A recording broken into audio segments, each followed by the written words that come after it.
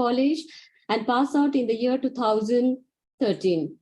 When we are talking about her working experience, she has a 14 years of working experience, and most working experience she has in clinical area. Only 1 year she has done in teaching area. And talking about membership, she is also a member of Trained Nurse Associations of India and Catholic Nurse Guild of India. So thank you, sisters. We have a next guest speaker, Ma'am Erbatiman Pinro. Ma'am is working as a clinical instructor in College of Nursing here itself in Nigrins. Ma'am has done a GNM from the KGP Hospital, Shillong, Meghalaya, and passed out in the year 1995. And has done post-basic from Nursing Davatri Christian's Hospital from the Chhattisgarh and passed out in the year 2000. She has done a master's in OBG department from the Mathur Father Muller College of Nursing in Bangalore in the year 2017. When we are talking about her working experience, she has total 28 years of working experience. She has worked as a staff nurse from KGP Hospital for almost 6 years. And in same hospital, she has worked as a tutor for 5 years. After that, she has joined Nigrins College of Nursing as a clinical instructor. Past 17 years, she is working here with us. During her career time, she has published many papers. So number of the publication is 3, and she has done a project 9, and also has attended a simulation training for the master trainer at SGT University, Guru, organized by IMC. So thank you for being with us.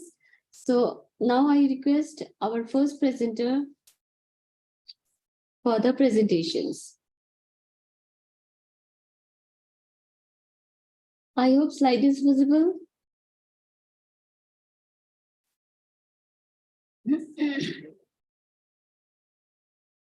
Yes. It's visible. Okay, thank you. Now over to you. Okay, wait. Yes.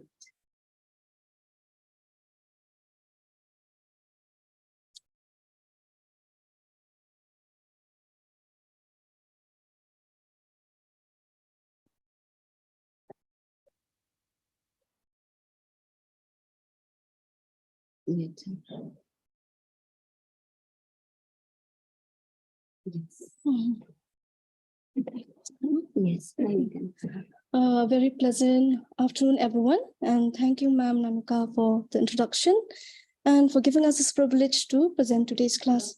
And we also give a special thanks and warm welcome to our special guest speaker, Ma'am Erbatiman, for sparing a valuable time to be with us in today's class. As we all know, the topic for today is on medication in children, dosing and dilution.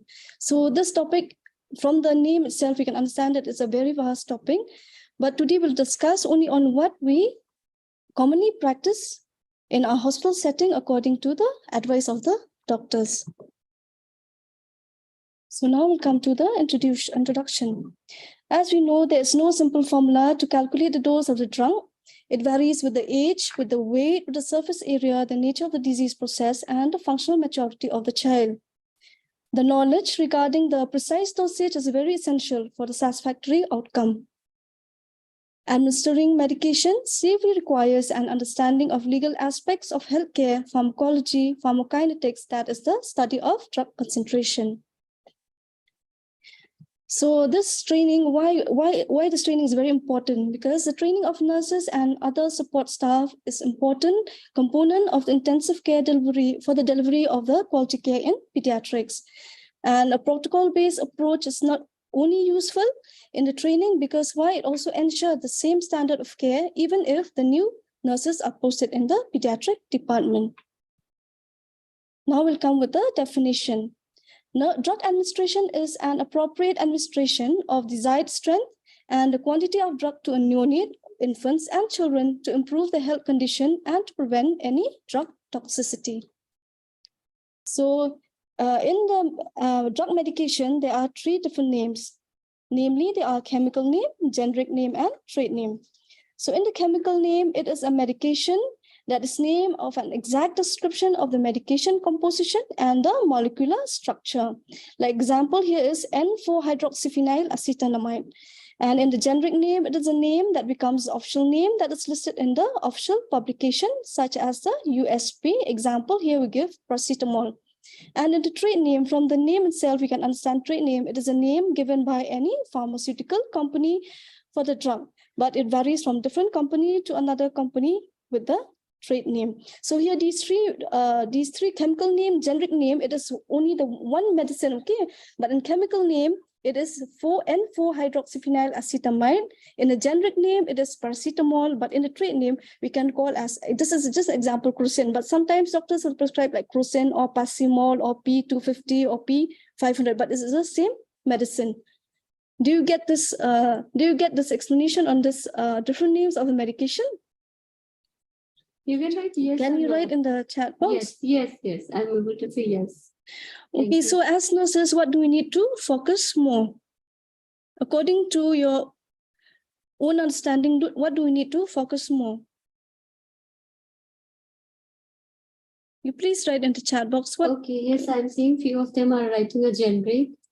Yes, generic name. Among these three names, which one you will focus more? Generic name. Okay, thank you so much for your response. Okay, most of you are writing generic name. Okay, thank you. Okay, so as nurses, we should focus mostly on the generic name. Okay, just a second.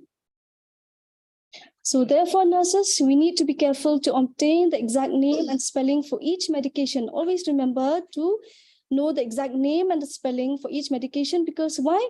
It is a common cause of medical error.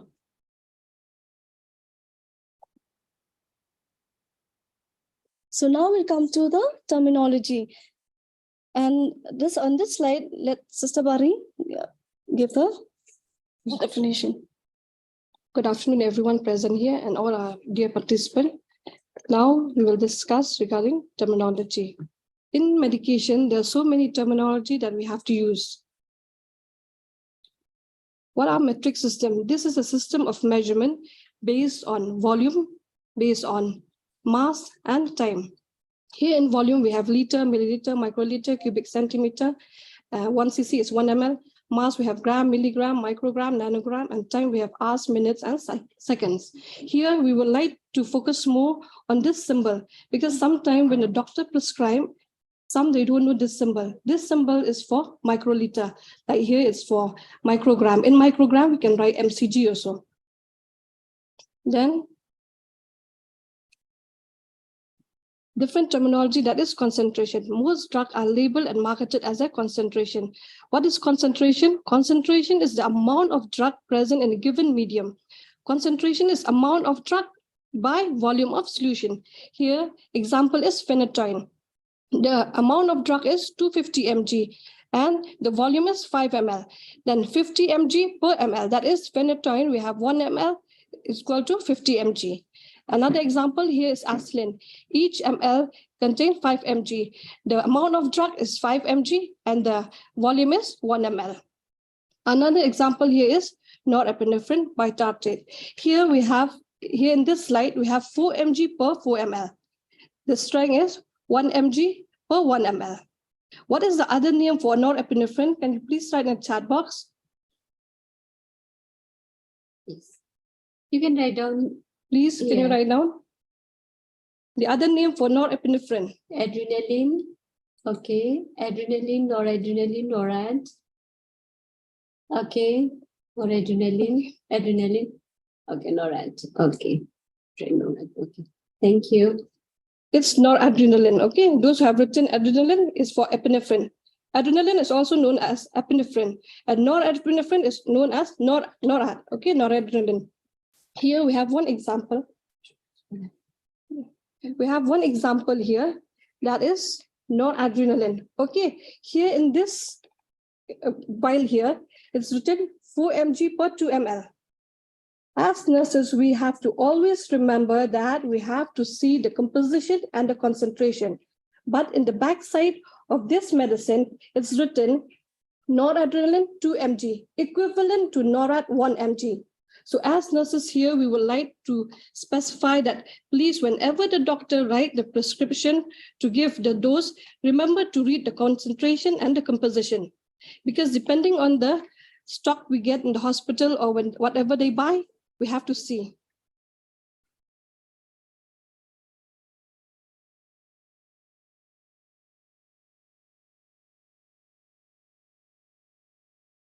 Then now we'll move on with the drug abbreviation. What are the common drug abbreviation that we use in giving medication that you know? Can you please write in the chat box? You can write down the common abbreviations that you are using for a day-to-day. Giving medication. Yes.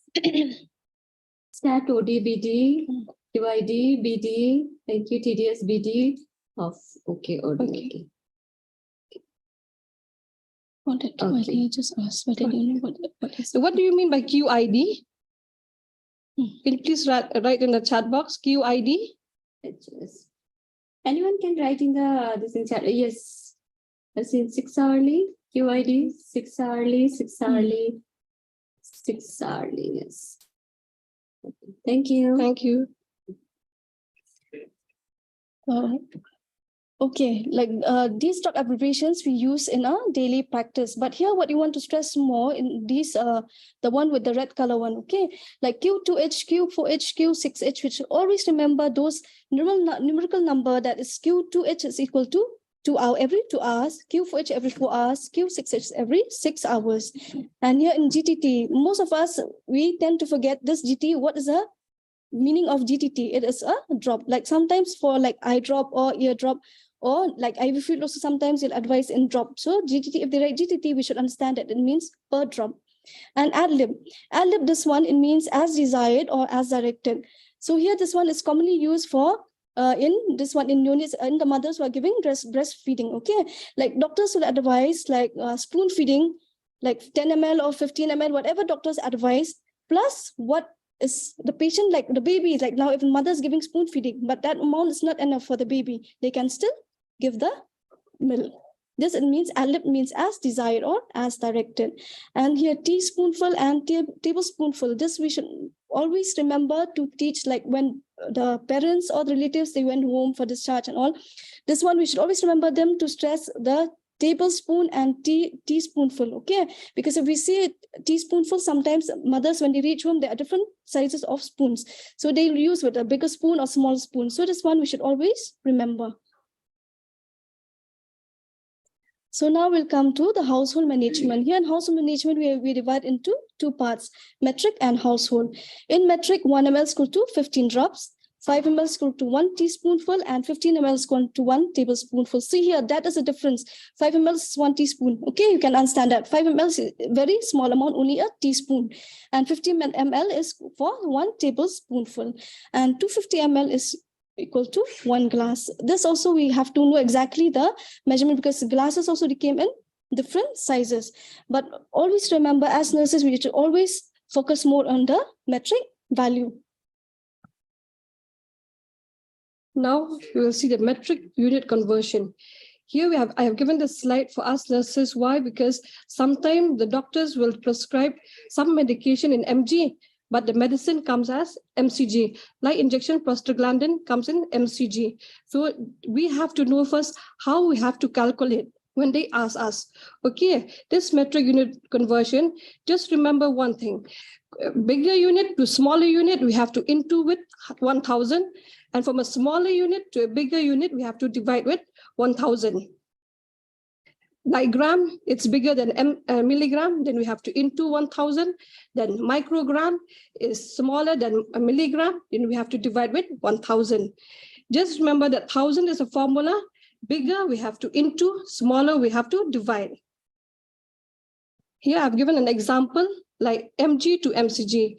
If we have to convert 5 mg to mcg, then we have to just multiply with 1000. Then mcg to mg, we have to divide by 1000. Regarding the drug calculation, then we will come later. Here, drug calculation here is especially for us, is for nurses, because here we already know the dose. We don't need to calculate the dose. Like in pediatric, to calculate the dosage, we have so many formula, class formula, friends formula, but all those formula, the doctors will calculate for us. Okay, how much the child will need the medicine, like the injection, how much the dosage the doctor will give us. Okay, then for us, a simple formula is desired dose divided by available dose into quantity. Example, injection, when dose is known to find amount in milliliter, there is amount. What we want is what the doctor will advise. What we have is how much we have, how much mg we have, and number of division is how much we dilute the injection. This is from TNI book, okay? This calculations for nurses, that is, we got from TNI book. What we want is what the doctor will prescribe. What we have is what we have in the stock. If 500 mg or 1000, the number of divisions in syringe is how much we dilute the medicine. We have some examples.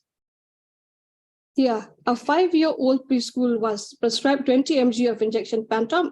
Calculate the amount to be administered from the vial. Here, what we want, according to the formula, is that what we want is 20 mg. What we have is 40 mg. 20 divided by 40, then we dilute 10 ml of NS. Then what will be the answer?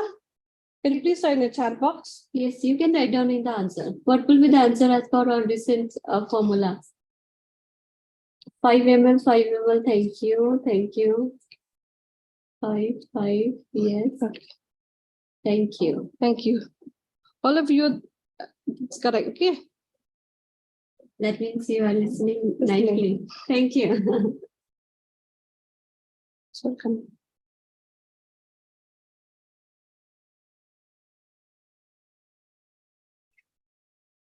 Then the next example here is a child needs injection cefotaxime 320 mg to be administered from the vial. Calculate the amount to be administered in ml. What we want is 320. What we have here is 500. This is just an example. Sometimes you don't have 500. You have 1 gram, then you can divide with 1000 or so. And dilution 5 ml. Here, because it's 500, that's why we dilute 5 ml. If it is 1000, you can divide with 10 ml or so. Then formula is 320 mg divided by 500 mg into 5 ml. Then what will be the answer? Please write in the chat box.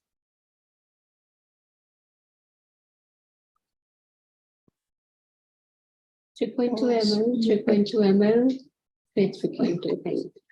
Thank you so much. Here the answer is 3.2 ml.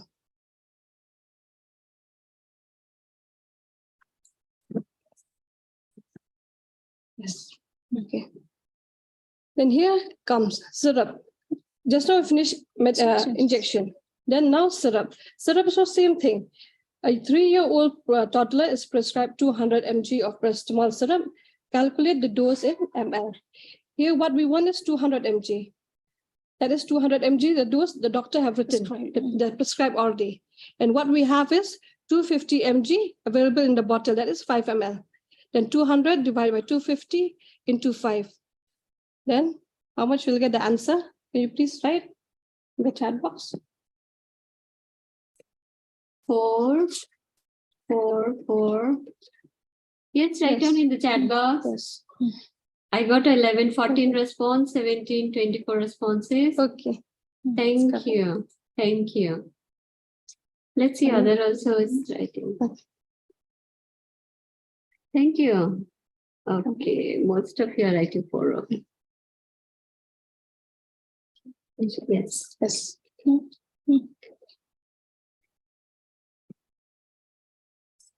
It's correct. Okay, here specifically why we have written tablets. Okay, some tablet, like in pediatric, what the tablets are very small, so we can't cut it. Okay, if we cannot cut this because it will be it's very small, and if we cut it, the required dose that the child need, the child will miss it. Okay, here example Lasix. Tablet Lasix is very small. Here example, a child need 10 mg of tablet Lasix. What we do here, what we want is 10 mg. What we have is 40 mg. Then we dilute with 4 ml for us to be easy. Okay, then 10 divided by 40 into 4, then you'll get the answer is 1 ml. Then tablets are diluted with boiled cool water and can be stored for 24 hours in room temperature and 48 hours when refrigerated. Tablets are diluted to get the correct dosage, especially in very small tablet. This you can teach like some chronic patient or so, some nephrotic syndrome patient, the disease is very chronic. You can teach to the relative also how to dilute this medicine. Yeah. Then here in neonates, this we use it very rarely. In case you don't have a 1 ml syringe, okay, you have an insulin syringe only, because we have two kind of syringe. It's different. We have 1 ml syringe and 40 units. That is insulin syringe. The formula is same. Everything is same. Amount ordered divided by actual amount into volume into 40. Here injection run times is the example is 10 mg IVBD. The doctor advised us to give 10 mg and calculate the drug dosage. Then this 10 mg divided by 50 mg, because injection run time comes as 50 mg into ml. Then this 40 units is because we don't have the 1 ml syringe, we have insulin syringe. Just example. Then 40 units you have to into. Then if you have a 1 ml syringe, you can use directly, you can give 0.4 ml. But if you don't have this 1 ml syringe, you have an insulin syringe that you have to take 0.4 ml, then you into 40. Then the answer come to 16 units. It's the same. Okay, you can calculate also. Then because insulin syringe here, it comes with a needle attached in it. So when you give the injection, you have to give in a 2 cc syringe or whatever syringe you have. This is just an example for us to know if we don't have a 1 ml syringe, if we have a insulin syringe with us, so we do this calculation.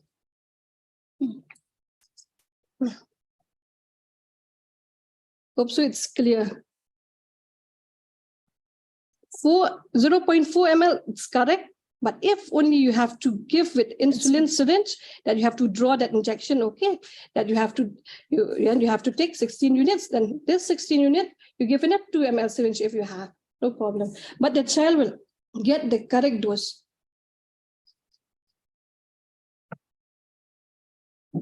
Then here, these are the commonly used drug that needs dilution in pediatrics. This is what we practice here in our department. With the doctor's advice and with the protocol of the hospital, we practice this. Injection adrenaline or epinephrine, we have 1 ml to 1 mg. What we do here, we dilute 1 ml plus 9 ml distilled water or NS. The total volumes come to 10 ml. The strength is 1 is to 10,000. The undiluted strength of adrenaline here is 1 is to 1,000. And adrenaline is also used in resuscitation and for nebulization. The same strength we use this. Okay, and for injection ketamine is used as sedation or in minor procedure. Like minor procedure we used to do in a department like ICD insertion, then lumbar puncture, bone marrow. Those child who are moving so much and all, then we give injection ketamine. How we dilute this injection ketamine? That is 1 ml equal to 50 mg. 1 ml plus 9 ml NS or distilled water, total volume is 10 ml. See here, in just injection ketamine comes as 2 ml. Okay, then the total will be 100.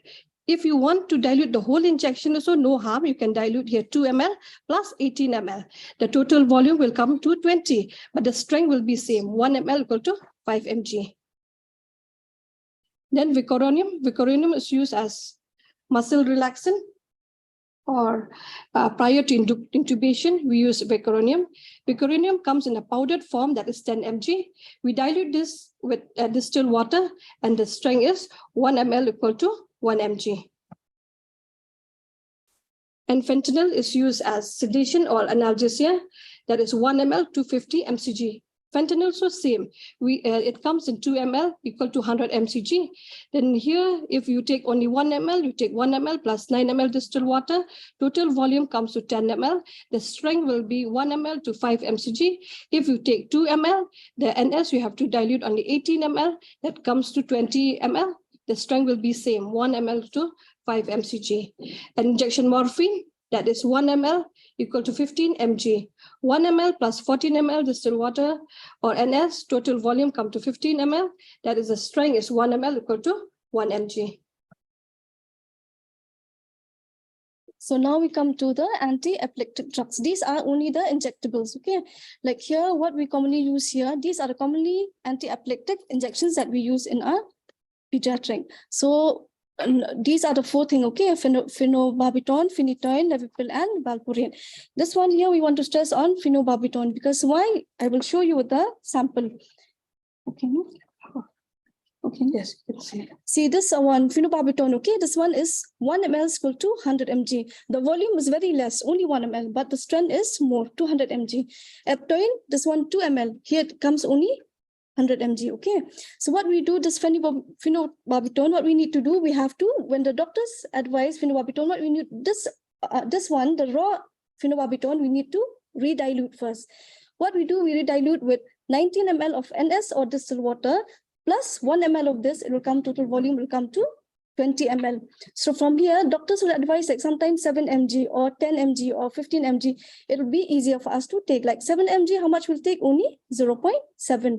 So from here, this phenobarbital, what we'll do after this redilution, when the doctor advice, we need to redilute again. Okay, according to what doctors advise. If they told like injection phenobarbital 0 or like 7 mg, okay, they'll just write the mg. So we know the calculation. What we'll do, we'll take this one 7 mg, that is 0.7 ml plus any ml of dilution. Like doctor will advise like sometimes 10 plus 10 ml of NS plus 5 ml or plus 2 ml. We have to redilute.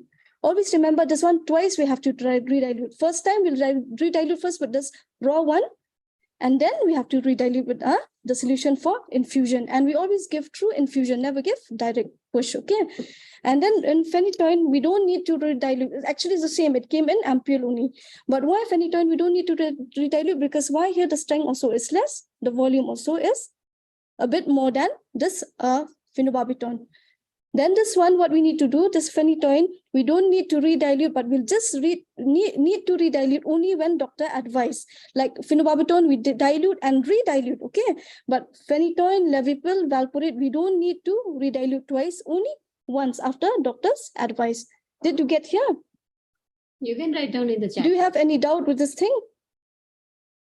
If you have any confusion related to this one, you can write down.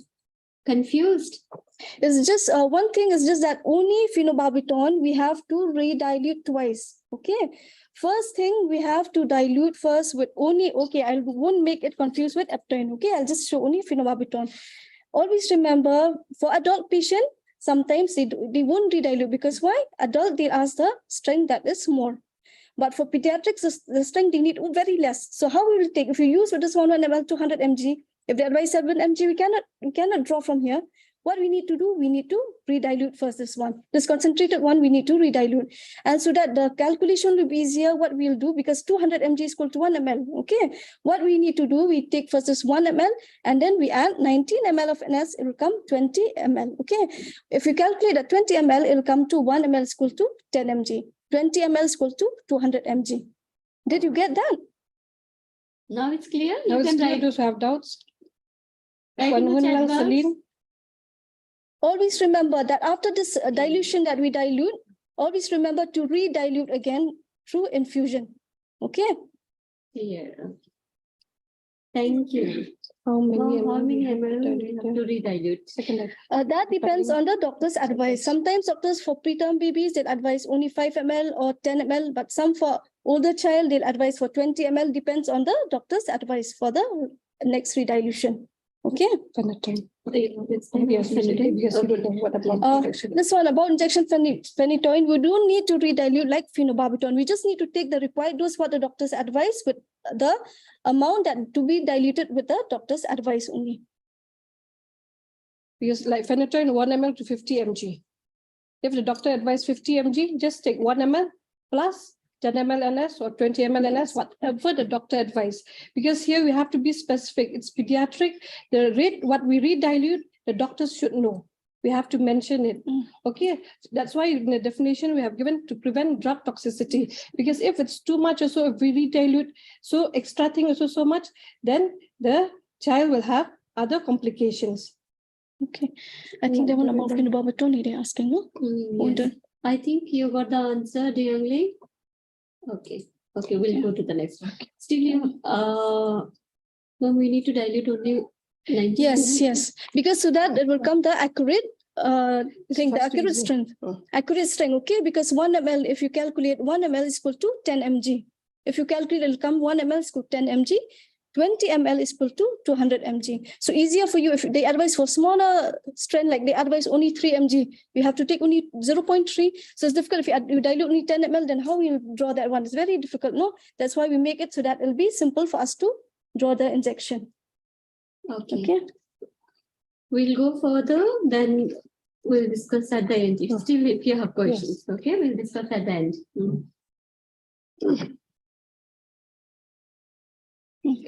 So now we'll come to the anticoagulant.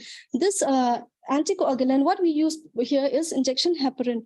Injection heparin, it comes in two forms. One is 1 ml is equal to 1000 international unit, and one is 1 ml is equal to 5000 international unit. So in pediatrics, what we prefer and we commonly use is 1 ml is equal to 1000 international unit. And this injection heparin, we have to redilute. This one, why we redilute? Because we use only for central line and for flushing, like central line insertion and for flushing the central line. So what we need to do here, we need to draw the heparin injection, that is 1 ml to 1000 international unit. We'll draw only 0.5 ml.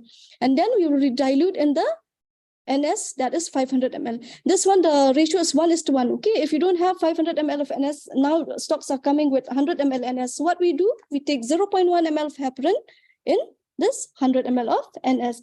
And we should always remember to label the date of dilution in the NS bottle. Okay, but for some patient with coagulation disorders, what we need to do, we need to follow what the doctors advise. This is just only for central line insertion and for flushing the central line.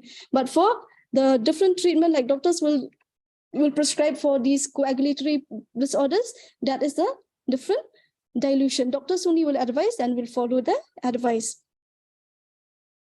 Did you get here? Yes, very clear. Okay, thank you.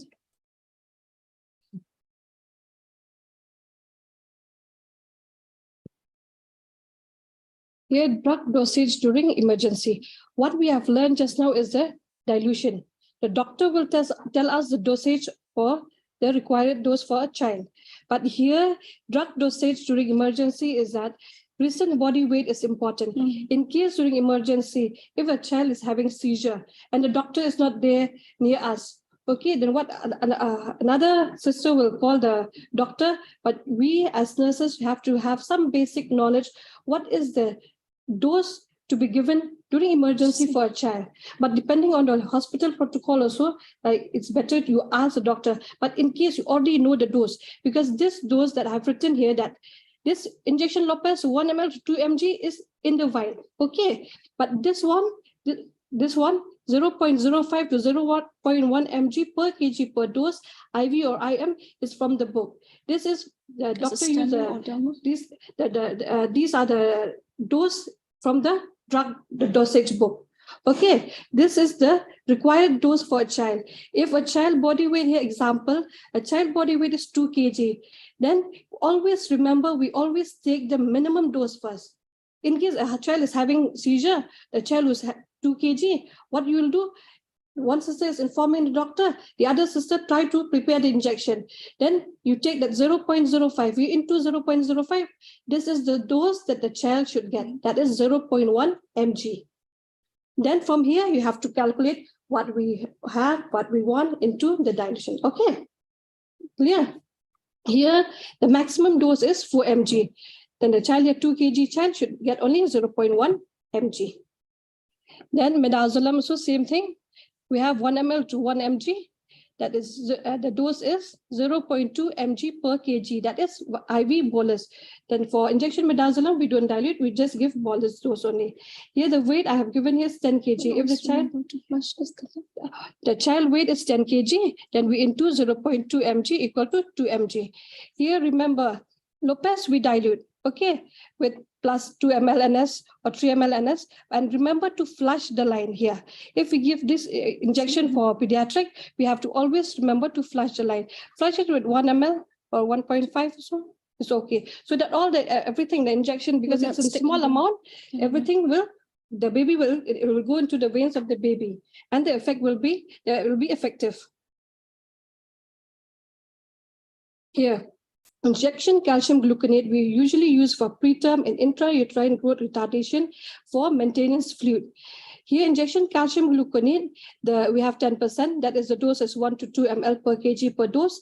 This is everything in the book. Okay, whatever the drug dosage book that the main thing is that is for post cardiac arrest. We usually give calcium gluconate. Here, why we stress, because whenever we give calcium gluconate, try to give it IV slowly. Sometimes not only 10 minutes, the doctor will write over 30 minutes or so. Why? Because sometimes they get cardiac arrest also with calcium gluconate. Then we have to stop the infusion. This is the main thing that we have to stress. Stop the infusion if heart rate drops below 100 beats per minute. And for injection by soda bicarb, we usually give during metabolic acidosis. Here, the strength is 1 to 2 milliequivalent per kg per dose. Injection soda bicarb comes at 7.5%. It will provide this 7.5% provide 0.9 milliequivalent per ml of bicarbonate. And in pediatric, we prefer this 7.5%. Here, why? Because sometimes we used to get stock of 8.4%. If you get a stock of 8.4%, you have to remember to tell your doctor, because the strength will be different. This strength will be different. So always remember, before giving soda bicarb to patient, see how much strength. No harm if you don't have 7.5 or so, but you have 8.4, so no problem. But you just inform the doctor will calculate, then they will reduce the dose. Because sometimes this injection soda bicarb, because sometimes it's always an emergency thing, okay? So what we need to do, doctors, they'll just say, you give soda bicarb 5 ml plus D5 or D10 or this water like that. They won't mention the percentage. So always ask them if they need with this, because in pediatrics, we always use 7.5. But sometimes it's what we have with this 8.4. So this one, the calculation is different. Just inform them that we don't have the 7.5, we have with this one, so that they'll recalculate again the dose. Okay. Then injection adrenaline also used for resuscitation and nebulization, same dose, that is 0.1 ml per kg per dose.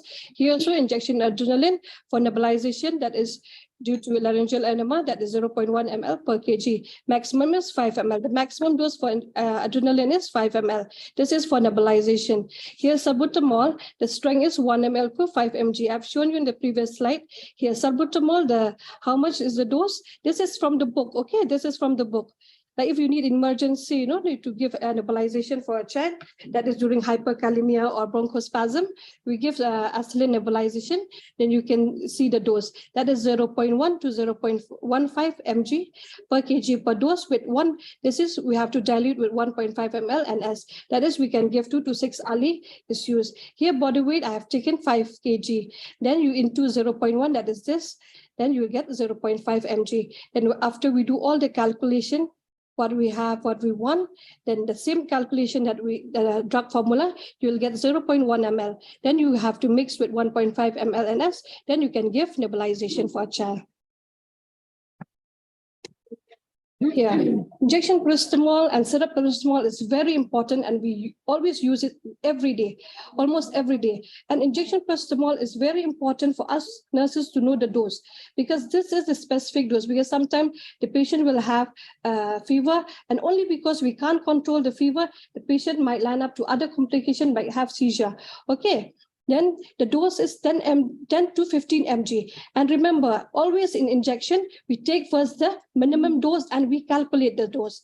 If a patient has fever, a patient who is 10 kg, who's having fever, then we will calculate 10 into body weight. How much is the answer? 100 mg. We will give 100 mg.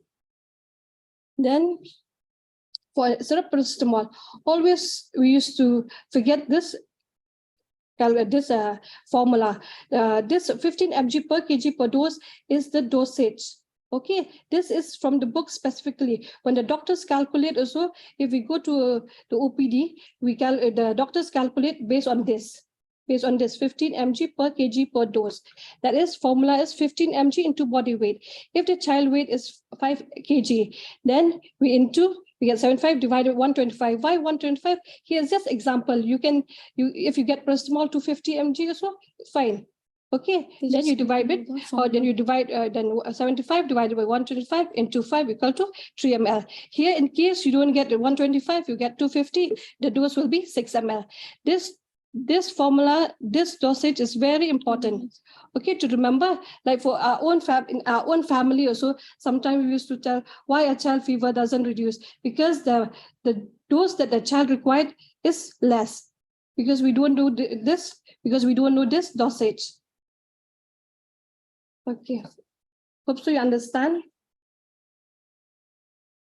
Then these are we're just showing that commonly antibiotics that we use in the hospital, that's cefotaxime in neonates, amikacin, pip. So why we want to show this? Like in pediatric, in a neonate, injection cefotaxime, after we redilute again with 5 or 10 ml NS. And amikacin also, amikacin comes in liquid form, we redilute with 5 or 10 ml NS. Then we give IVBD, OD. Then Pibzo, Pibzo also we redilute with 5 ml or 10 ml NS. Here we have to be specific with amikacin. Amikacin, we have to always remember that we give injection amikacin after the baby pass urine. Sometimes doctors will be busy, or so they will miss out. So please ask the attendant, because as soon as the baby will come from emergency, you need to start an antibiotic after blood culture. You please ask whether the baby have passed urine or not after birth. Okay, because this is very important. Otherwise, it will cause a complication. And now we'll discuss medical errors in medication. So what is medication error? Medication error, it is a failure in the treatment process that leads or has the potential to harm or to lead or to harm the patient. So there are different types of errors. So the types of errors here we divide into 3 columns, okay, like type of error, example, and preventive strategy. So the first type of error is knowledge-based. Example here we give like not knowing the correct dose, not knowing patient is allergic to penicillin or any other injection or medication. What is the preventive strategy? It is to improve teaching and revision and computerized decision support system. The second error is rule-based. Examples like lack of SOP, like standard operating procedures, using multi-dose vial on different patients. And preventive strategy is create SOP suitable to ICU, review and improve SOP periodically. Action-based lib. Here the example is look-alike, sound-alike drugs, that is prescribing or loading dopamine instead of dobutamine, adrenaline instead of adenosine, and then eligible prescribing or labeling and dispensing in correct concentrations. What is the preventive strategy here? It is to increase the vigilance and usage of unique identifiers or barcodes or color-coded system. In memory-based labs, here the example is like omitting date of antibiotics. This is very important. That's why in medicine card, when we write the antibiotics, we always have to write the date of starting the antibiotics, because sometimes these antibiotics are being given for 3 weeks or for 1 month or for 2 weeks, for 7 days. So we will not remember the date. So always remember that we should always remember not to omit the date of antibiotics. And then next is forgetting to replace vials into storage. This is specifically for injections that are to be kept in the refrigerator. Sometimes when we are busy, we'll take the injection outside, then we draw the injection, and we tend to forget to keep again in the same place. And next example is forgetting patient is allergic to any injection. So the preventive strategy is to increase the skill training, checklist, and computerized system. And the last type of error here is equipment-based. Example is infusion pump malfunction, faulty IV cannula, or IV drip set. That's why in every shift, you have to always remember to check the cannula and the drip set. Also, we should always remember that we can, as long as possible, we have to change it every 24 hours. So the preventive strategy here is regular quality control checks. Now we'll come to the nursing responsibility.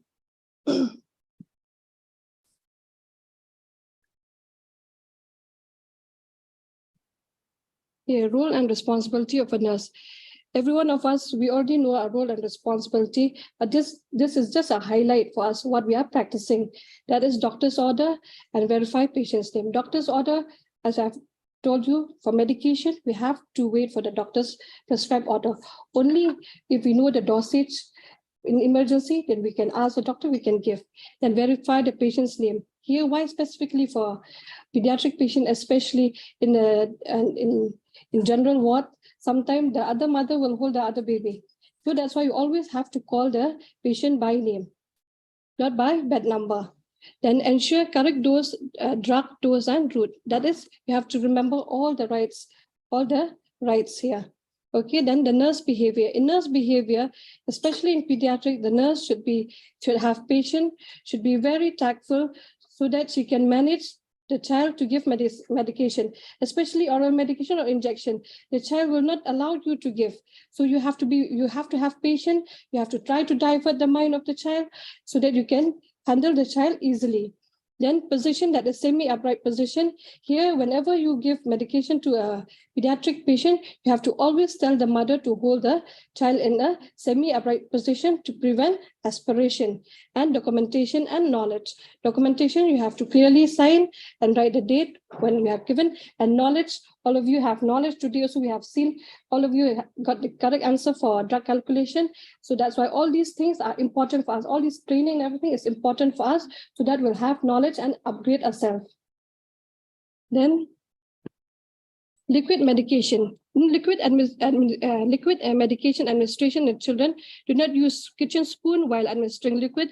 As already Sister have explained to you, oral syringe or measuring cup can be used for accurate measurement, and medicine should not be poured. This is very important. Medicine should not be poured on the dorsum of the tongue.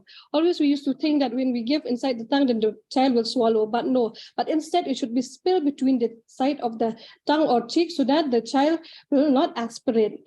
And we have to give it slowly. Then shake the medicine before pouring. Always this we have to remember, because sometimes the medicine is very thick, the consistency is very thick. And if this is only for oral medication, if medicine is vomited out immediately or within 5 minutes after administration, it should be re-administered. Sometimes we used to feel scared. Oh, after giving the child vomit out, we thought how much medicine have entered. But if it's just immediately or within 5 minutes, you can re-administer. But after that, you cannot re-administer. That one you should be very clear.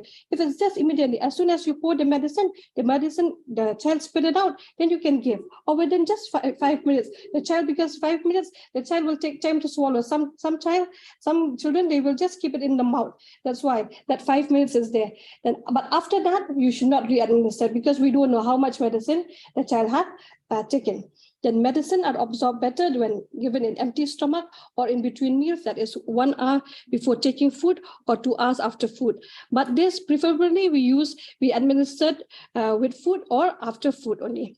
Then crushed tablet can be mixed in honey or fruit juice. If it's fruit juice, it's homemade fruit juice, not the packet one.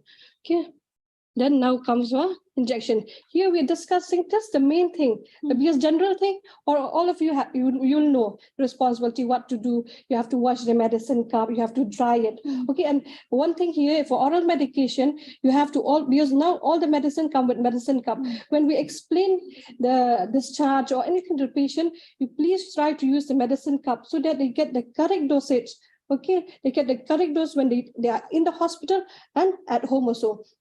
And tell them to wash and dry it, and they can reuse it. Yeah. So now for injections, we should always remember to follow strict aseptic technique. And while preparing injection, we should always remember to firstly draw the normal line or any like distilled water or anything that we need to redilute. Okay, we always draw first that, and then we add the required dose of injection. And then while drawing the injection, we should always remember we have to use the syringe, not with the syringe hub, or the needle with the syringe hub. Because why? Like sometimes like this, sometimes like this one, when we break this ampule, okay, when we break and in a hurry, sometimes we'll just do with this syringe hub only, we'll just draw. And here these small particles here will be stuck here, and you wouldn't even know so that it's already reached the syringe. So we should always remember to use the needle, and if possible, we will use with the white bore needle. Okay. Are you clear till here? Hope so you understand the presentation.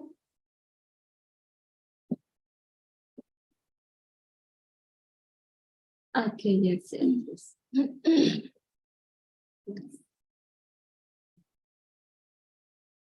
Thank you. Thank you. Okay, thank you. That person know that hope so. Thank you. Thank you so much. So thank you for both. Thank you both the presenter for amazing sessions. Now we have a guest speaker, so I wanted to request Madam for a few words. about medications in children. Over to you, ma'am. Okay. Good afternoon to everyone. Yeah. When we are teaching the students on medications, we always remember that 5 rights. During the time when I'm studying, we used to learn about 5 rights. But right now, there will be 10 rights. I hope everyone knows that, no? She has already discussed in the slide that the role and responsibility of a nurse. Then there are rights there. So I'll just want to remind you. I hope everyone knows only the 10 rights. That is the right drugs, the right patients, the right dose, the right routes, right time, right documentations. That is very important. Then the right history and assessment of the patients before giving the medications, be a babies or be an adult patient. Then the right approach to the patients. You talk about behavior, tactful. I have seen one movie, also one doctor, when before giving injection to the baby, because how to know he is tactful, he danced first. Then later on, he gives the injections. The baby didn't scream or didn't feel scared. But because of that dancing the doctor has done, then it makes baby also to be happy. Then the right drugs to drugs reaction and evaluation. That is the one, another right, that is a 9 right, and the right to educations and information. Example, like we are giving cancer drugs and so on. There are so many side effects which the patients can experience. So we have to, the patients has the right to know that. Then the patients have the right also even to refuse the drugs also before giving. That is the 10 rights for the patients. And something that is can be the error which I want to add here, like sometimes when we ask the students go and take the medications and so on, then sometimes the students, especially the students, just remember where you used to keep that drugs. They will not see there, they will not check the name of the drugs, or even sometimes we used to mistake with the color of the covering of the drugs or the medications or even the immunization. So we should always remember those rights. Then it comes to the error, like another one is like look like, sound like. Those things also, it is mostly, it is a common mistakes which is we come in. Example, like here the drugs like dubutamin, we used to mistakes with the dopamine. Okay, these 2 drugs, the dubutamin and dopamine. So we should be very careful to check this. Like then adenosine with then acetone, but with this one, with the adrenaline, adenosine and adrenaline, you use some mistakes. Then morphine and pethidine, adrenaline and atropine. These are the common drugs we use to mistake, like because it look alike and sound alike. And sometimes even insulin also, the insulin regular and insulin mixture. These are the things which is commonly mistakes too. Like when we check, we have to check properly. We should remember. It should not be assumption. Your assumption should be like look alike, sound alike, all these things. Okay, so this much. Thank you so much for your good listening. Over to you, ma'am. Thank you so much, ma'am. So we will now take up the questions from the chat box. Thank you. Because of thank you, I'm not able to read. Okay. And I have mentioned the different rights. Thank you for mentioning the different rights in the chat box. What is the main complications, ma'am, if we administer injection amic acid before a newborn pass urine? Okay. The child will have kidney, there will be complication with kidney. Okay. Kidney toxicity will be there. So they used to check the urine and the KFT report also. Okay. Is there any? Okay. Yes, that one is kidney toxicity. If anyone wants to share your experience with us, no, please share. If you are if you'll raise your hand, we'll give access to talk. Even if anyone wants to talk, and if any, because here 1,000 nurses are there. That means, and everybody has administered the medicine. So during your career time, you may have gone through different kind of experiences, and you can share with us so that even if you have mistake, also our future generations will avoid. We can learn from you. So even if you are not able to speak, also please write down in the chat box. No need to mention pre-test feedback submitted and all. You can write down the queries. I am not seeing any. Okay. In case of anaphylaxis, injection adrenaline should be diluted or not? Always in pediatric, we use the ratio that is 1:10,000. Rename your device. Anyone wants to ask any queries? I have not seen any questions in the chat box. She means injection adrenaline should be rediluted because adrenaline have to be diluted. Okay, with that only we can give. No need to redilute. Mean two times you don't need to redilute. Only one time. That is 1 ml. That is 1 + 9. That is the strength is 1:10,000. I think you got the answers. Okay. Anyone wants to speak? Even if you can. We redilute in a certain mechanism. That's the big. Normally we dilute with NS only, okay? But sometimes, like due to some complication, doctors will advise, like sometimes patients are having hypernatremia, hypercalcemia. What they'll do, they advise us to mix sometimes only with distilled water or with D5 or D10. But usually with NS only we'll dilute. All the injections we dilute with NS.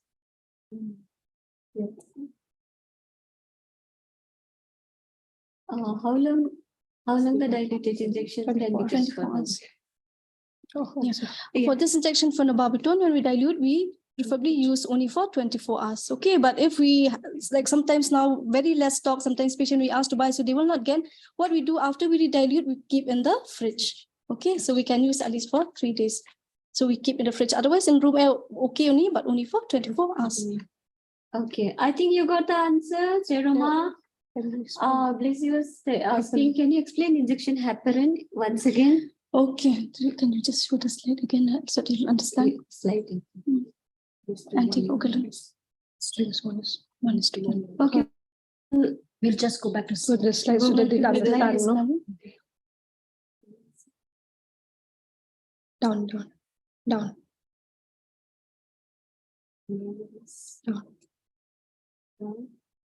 One more. See, like this one here, this injection heparin here, this is meant only for central line insertion or for flushing the central line. So here what we need to do, this heparin injection, we will take with the 1 ml is equal to 1,000 because 2 are there, okay? 1 ml is equal to 1,000 and 1 ml is equal to 5,000 international unit. There are 2 vials of injection heparin. So in pediatrics, what we need to do, we need to take with the 1 ml is equal to 1,000 international unit. From this 1 ml, what we'll do, we'll take only 0.5 ml of injection heparin, then we dilute in the normal saline, in the 500 normal saline. Here the strength will come 1:1, okay? So now if you don't have this 500 ml NS, you have with 100 ml NS, okay? Now stocks are coming with 100 ml NS. What we need to do, we need to take only 0.1, okay? Not 0.5, only 0.1 in 500 ml NS. Are you clear here? 1 ml, 1 unit, 1:1 always. That's in short. Okay. Always dilution has to be 1:1. That is 1 ml, 1 unit. Okay. I think you got the answers. Blessy, hope you got the answer. Second, Tenjik is asking, do we need to give antibiotic skin test for the pediatric? Till 1 year, we don't give skin tests, okay? From 0 to 1 year, we don't give skin tests, except in some cases like injection penicillin, then doctors would advise to give a skin test, okay? Otherwise, we never give till 1 year. It's a must for injection penicillin to give it NST. If pediatric patient also, we have to give NST. Injection adrenaline normally has a 1:1000 strength in a vial. Yes. After you dilute, only the strength change. That is 1:10,000. The strength is 1:1,000 is that undiluted strength. After you dilute, it comes to 1:10,000. Binita, hope you got the answer. Why not with the sterile water? One for that, for one. For what? Jessie, you want to distilled water? We can use water. distilled water. Yes. Yeah, we can use with sterile water also. Comes to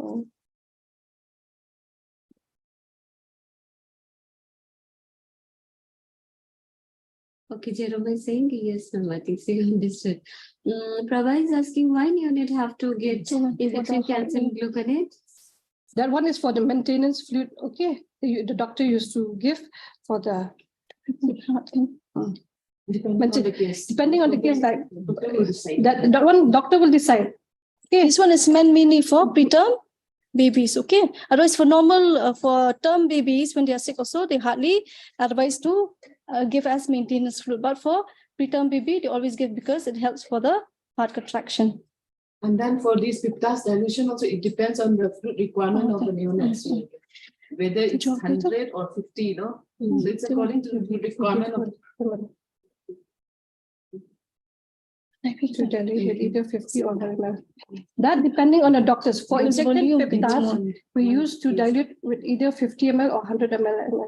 depending on the size of the Depending on the baby only. The weight age of the baby, because we the weight of calculate the here baby. according to the weight of the baby, the doctor will calculate the total fluid, how much a child should get the whole day, the 24 hours.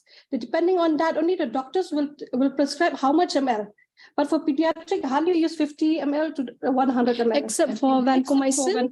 Vancomycin, we preferably use more amount of the volume. Okay. But otherwise, for other injections, we give lesser volume because why? It prevents from fluid overload or for this one, toxicity for the patient. And here intake and output is a must. Yes, intake and output is a must in medication. Okay, because we add some extra distilled water and as to the injection, so you have to write it in the input and output chart. So another question is, ma'am, how to calculate the dose injection? That one the doctors will calculate. You don't need. The main thing here when we give injection calculate for nurses, you have to monitor the vital signs. Here that the dose, everything the doctor will calculate. What I have written there is that for us just to be familiar with. Okay, but for injection calcium gluconate, let the doctor prescribe, then you give. Main thing for nurses here, you have to monitor only vital signs, because if the heart rate drops, then you have to stop the injection. Okay, because it would cause cardiac arrest. And we have to give it very slowly. I think so now you got the answer. Yes, it causes thrombophlebitis also. If we give first. No need to mention pre-test and feedback submitted. Ma'am, if you please. mix the crush with honey or fruit juice like you said earlier, so it will be okay for the effectiveness. Yes, no problem. Only some medicines the doctor said don't mix, like iron supplement. Okay, in some book we have read that iron supplement never mix because the absorption of iron will be less in the body. Okay, that's why we don't mix. But for other medicine, I think there will not be any problem. Why here they ask to mix also? Just the child so that there will be no bitter taste. The child will swallow all the medicine. It's just that.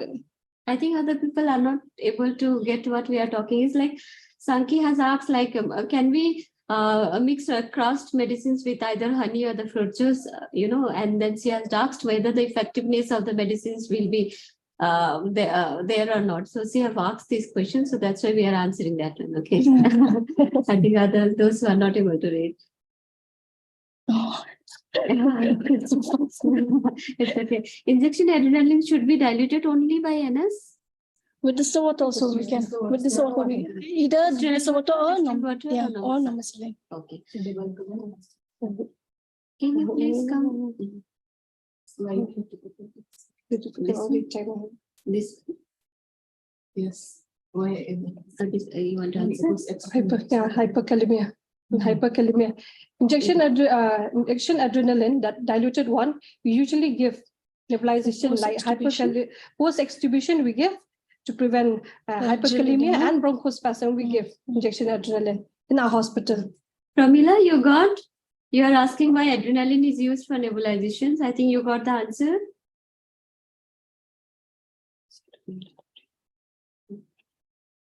Yeah, the one peptides. No, we have to dilute only. Questions. Yeah. This one for injection peptides, we need to re-dilute only. Okay, we need to re-dilute. Should we dilute the for injection peptides? Yes. This is the question. Yes. The answer is yes.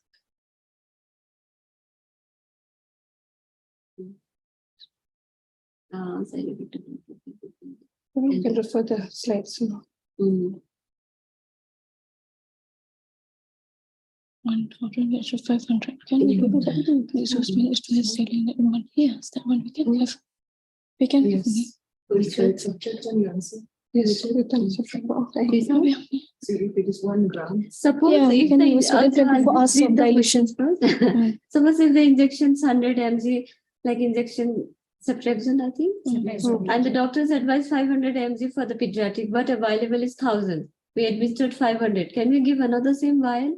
Yes, That is yes. 500 for the next dose. Within Which is yes, twice Yeah, within daily. 24 hours, yeah. Within 20. That means you can give it twice, but within 24 hours, total doses need to be administered. The simple, no? You have to keep it in the fridge. Label it and. Label and keep it in the fridge. Yeah, depending on the weight.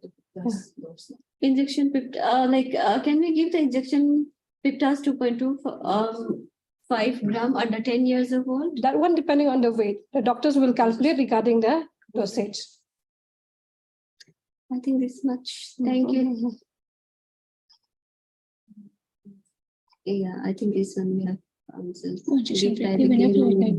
See, cardiac arrest, they calcium. Yeah, thank you so much. Many of you have mentioned this one also. Vitamin K, Given answers also. Vitamin K, do we need to redilute or No. 0.1 ml directly? Like it is IV, it's very difficult. 0.1 to take 0.1 and give IV. Most of the time it remains in the syringe.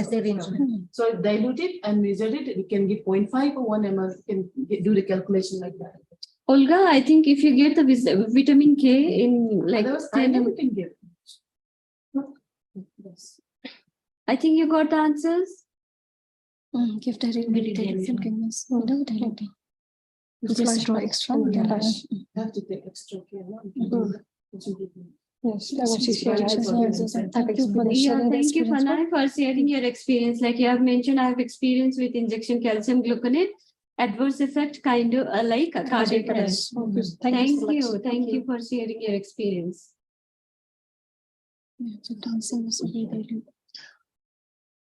Thank you for submitting post-test. Regarding this dilution, everything, you have to consult with your doctors also, okay, depending on the protocol. That's why from the introduction also we said protocol, okay. So you have to maintain, you have to ask from your doctors and the protocol will be there. According to that, you can give. Yeah, answering this. Yeah, right. Okay, I think thank you. WhatsApp link. I think most of you are in the WhatsApp. We are. We don't. You want to? No.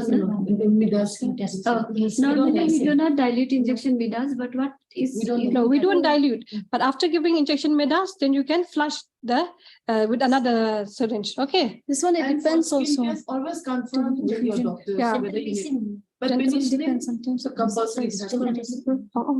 Like this injection midazolam, sometimes doctors also they advise to redilute, but usually we never dilute. When we push injection, we just flush after giving the injection. But for infusion, We have to most of the time they're yes. asked to redilute, but according to what they advise. For bolus only, we give directly. But for infusion, doctors will tell you to dilute.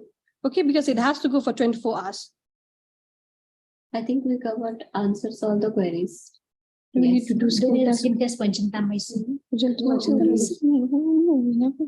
We never give here. And we always redilute. Redilute gentamicin. You are doing gentamicin in skin test. Yes, we do. No, But we redilute. But we redilute.